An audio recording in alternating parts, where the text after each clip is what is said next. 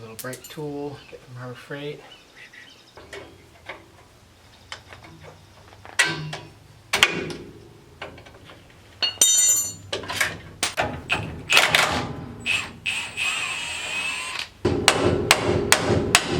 There we go.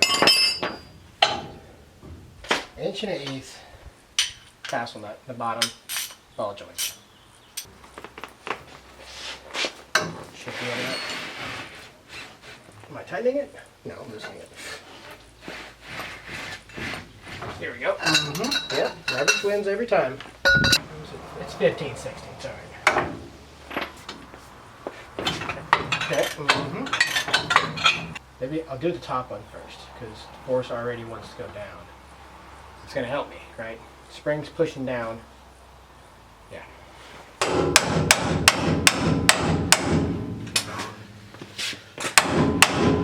There we go.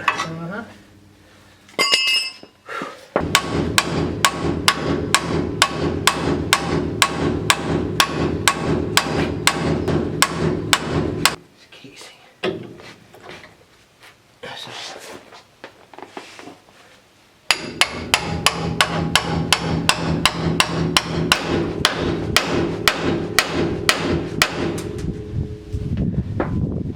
Damn, son. Damn, son. Shout out C10 Talk. Shout out C10 Nation.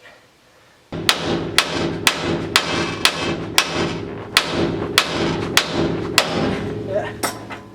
Got it. Last one. Unbelievable, you know? It's just unreal. Support the control arm. Okay, now put the jack under the control arm.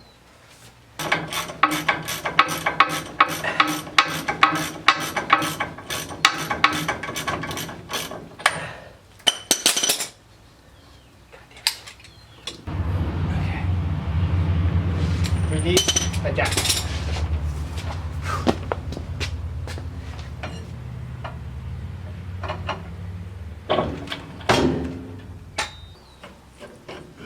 Kits, this ball joint, this is the ball joint kit. You can get, I think, O'Reilly's or any auto parts store. I own one. It's called, this one's the K, what is it? The 7865. Just search that ball joint kit. It'll come up. There's like different brands, all from China. So switching things. So we got big one. And we're going to put this side rivet on here. No, this, no, like this. This guy, take it over here.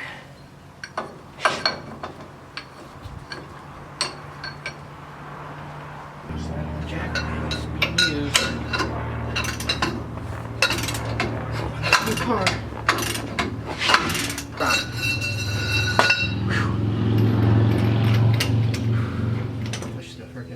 Bearing out of the, didn't even, not great.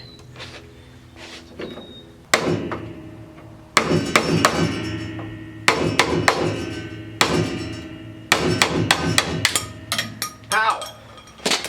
Gonna roll down the hill. I'm gonna cut that out, cut those tops off. And then we get my set of air chisel, we got an air punch. Oh yeah, it's working fantastic. Oh, careful.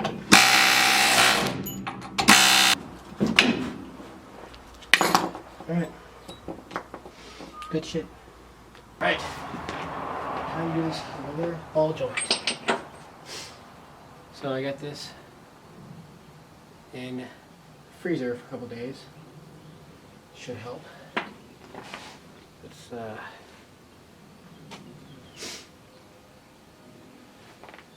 grease in here. Now I'm thinking. Okay. Get this up here.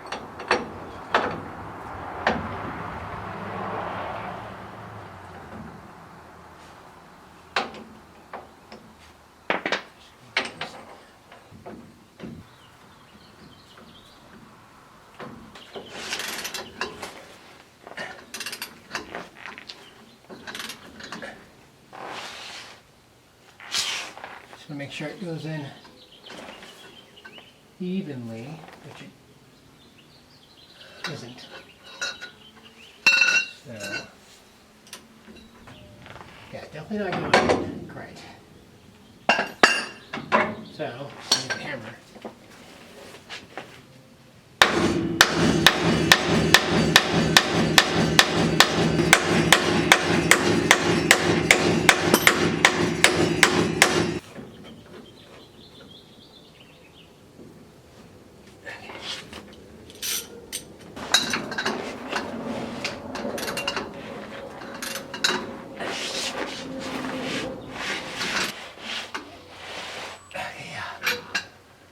That's good. Much easier than the other side I did. Did not freeze that bearing, and it was hammering galore.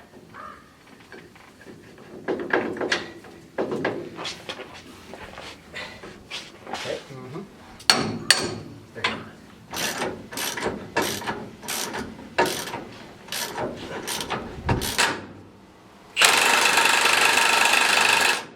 $1.55.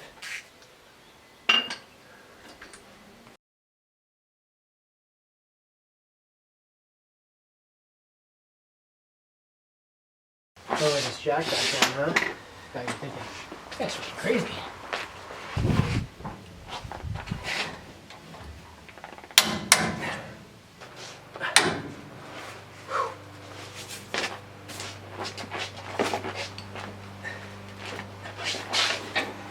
Maybe we'll get an extension. This is ridiculous. Okay. These are fine thread, 24 thread, 5/16 24. Looking up online, they're supposed to be like 27 foot-pounds. So I don't know who wrote that. 45. I don't know if you know if that's supposed to be. Maybe that's for the bigger models. I don't know.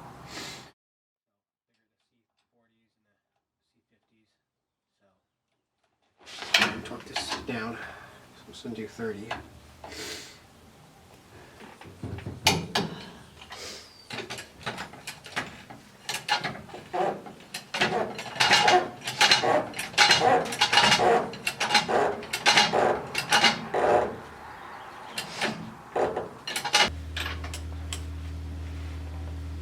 Here we go.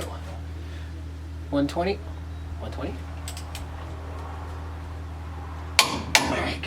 Now, a little more because we want the cotter pin to line up. It says a little more. Okay, good. Now this one is 215. Put this down at 215. Okay. And I think I can get that cotter pin in there. I think I can get it in there.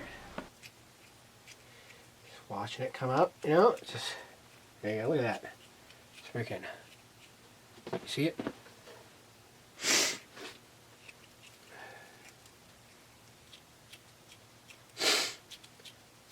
Coming right through the bearings like that. It's freaking, now it's done. Springtime's killing me.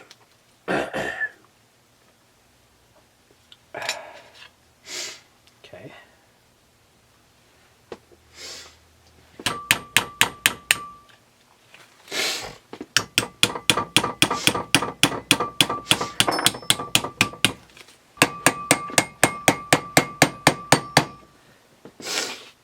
We're in.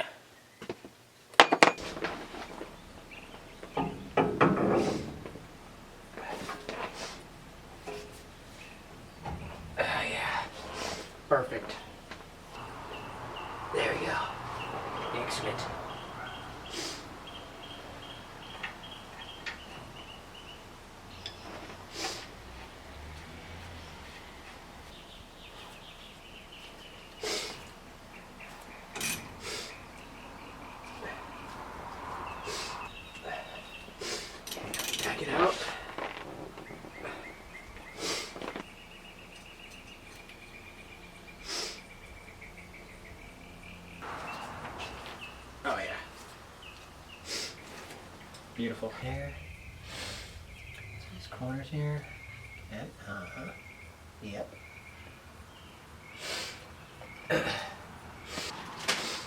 This one, see how it's got the little lip here? It's gonna sit like this. Sure. It's gonna sit on the inside. Just clip in here. That's backwards.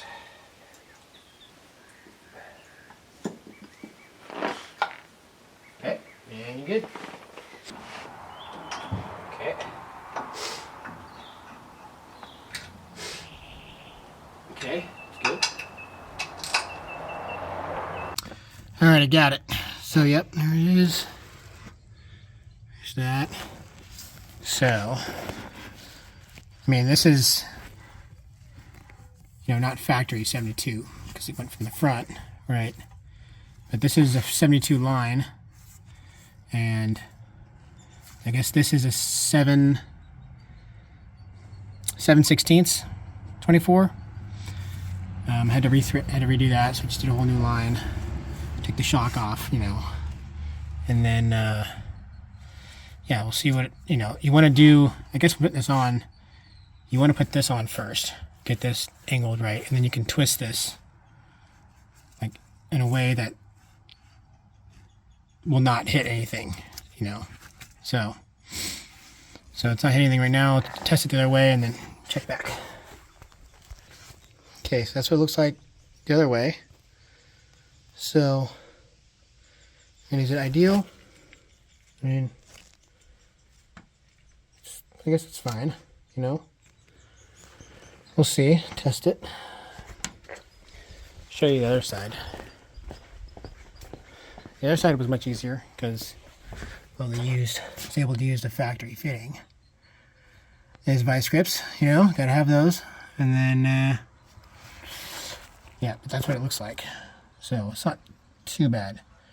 You see there's a little, where you at? Okay. So this, I'm pretty sure like this little notch is supposed to go in here. So, but whatever, it's doing the same thing, you know? It's functional.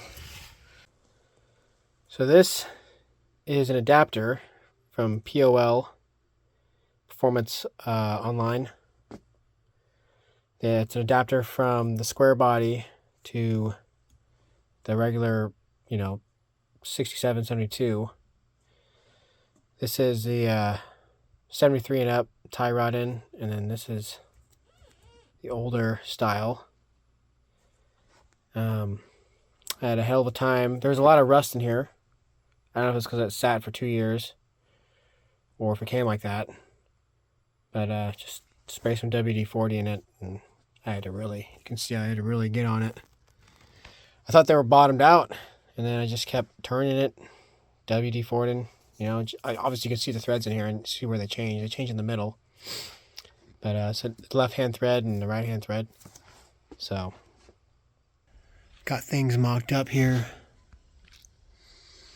Gonna take the wheels off and put all this in. So, got both sides kind of close. So, yep. Alright. So I'm going to torque these down to 40 tie rods. And I'll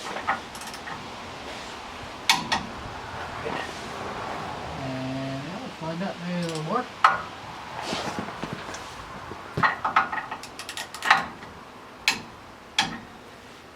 Okay. So the 7/8, and the other one's a 15/16 on the inside. You look at it, there's like different, it seems like there's different models numbers for like 150, let's see, like this 100, the 150, the 200, the 300, the 310 or whatever it is. I'm pretty sure the 2 and the 3 are like 3/4 ton and like 1 ton, and like the 100 to 150 is like the 1500, and like maybe like the HD model, they came with like a little extra, for whatever reason. If the 1500 had like some heavy duty stuff, So here's the alignment I got done. So this is the before. So left front, quite a bit positive camber. Right front, 1, you know. And then by the time he was done, he got the right front to 0, and he took all the shims out and put in a 16th on each side. Okay, scratch that. So he actually did one, took all the shims out here, did 16th. Then he kept this stock, because this isn't like it was changed at all. So he probably just, tweaked it out that way. Or actually in a little bit. So as a correction. So this side was fine though. This side was totally fine. It's just strange that the other side, so there's like the normal, there's like a shim with a curve that's in there, and then there's a 16th. Because you have to have the curve to like get this to sit, to seat in there right. So there's that. And then the left front, he only was able to take out, so it looks like he was able to take out a degree almost, from taking all the shims out, essentially. And then he left a 16th on this one, just, I don't know why, you don't really need it added there, but I'm not a alignment guy, I don't know really. So, so there's still a degree of positive camber. So looking online on Rock Auto, they sold these are offset shafts.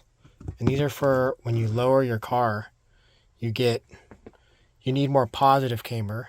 There's a problem, when you lower it, people end up putting in a lot of shims, and there's it's too many shims, your shims are way out here.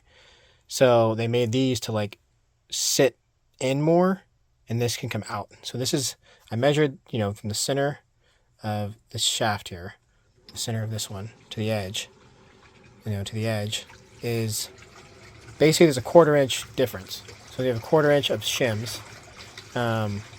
So there's a 1/2 inch and 3/4 to the edge. So if you flip it around, well now, you have to mount this side to it, but it's not curved.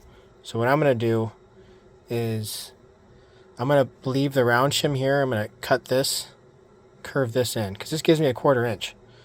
So if I can get another 1/4 inch out of this, put a curved edge here, then I have a 1/2 inch. And if it's a 1/2 inch, then it's going to get pretty darn close, hopefully, to getting a 0 camber. So we'll see how this goes. What's sticking out, this is the issue. And this was the issue, too, on someone else's truck on the forum. And he bought new lowers. And he was like, well, maybe the control arm changed. Maybe it was a lower one. Something was obviously different. And I think what's different is this. I think the whole cross member is, this right here is, on both sides, is sucked in more. Like this. This does not exist there. So, the plan is to do something like this. So it offsets it in. Obviously this is going to have that little, like this, pushed in. And then I'm going to put 2 more so it holds it square like that. And then, so the threads are almost gone, you know what I mean? We're at the end of it. So if I do that, I should hold it pretty good. Alright, so shaved him down.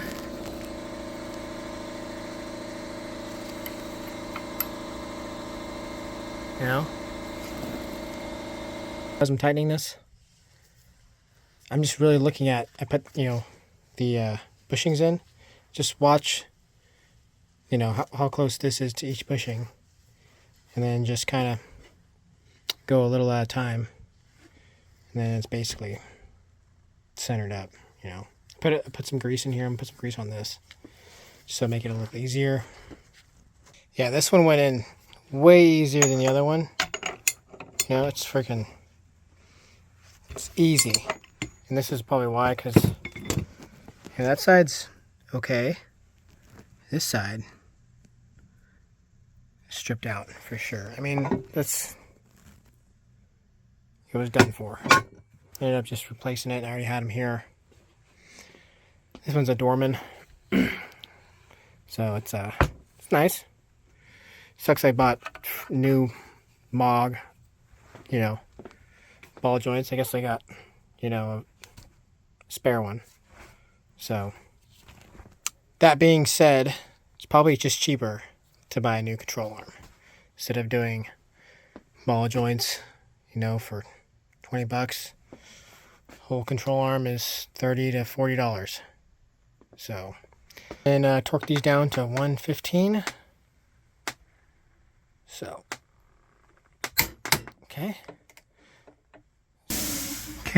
so it's all working out right there, and there on those edges right here. So instead of cutting more off that, I just took a little bit out here, both sides. I just had to shave off a little bit of the A-arm right there. Once the alignment, it may get kicked out some, it may, like the whole arm may come out like this way once they put some shims in. So we'll see how it drives and then go from there. But